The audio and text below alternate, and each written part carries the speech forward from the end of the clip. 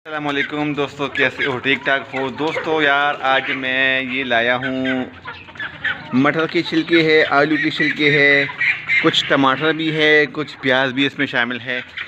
तो घर में मेरी माँ ने इसको ज़ाया किया था। ये देख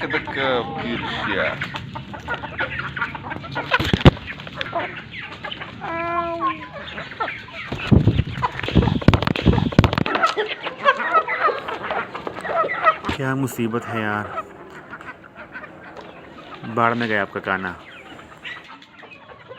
अस्सलाम वालेकुम दोस्तों, कैसे हो? ठीक ठाक हो दोस्तों? यार कल ये वाक़यात पेश आया था। बस इस तरह आता है, इस तरह के कामों में। ये मेरे जो चूज़े वगैरह हैं ये बहुत मस्त हैं, मस्त। तो ये थोड़ा सा ज़ख्म लग चुका है, मैंने पट्टी लगाई है, इंशाल्लाह ठीक हो जाएगा।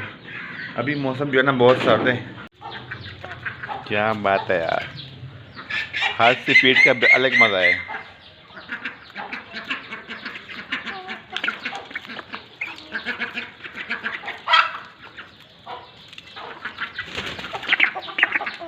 ये मुर्गिया यार सारा काम खराब करता है यार। तुम किधर से आ जाते हो यार? उसको छोड़ दो, उसको खाना कहाँ हो? तुम किधर से आ जाते हो यार? ये नहीं है, ये वाला। ओह, ये तो आफत है, आफत।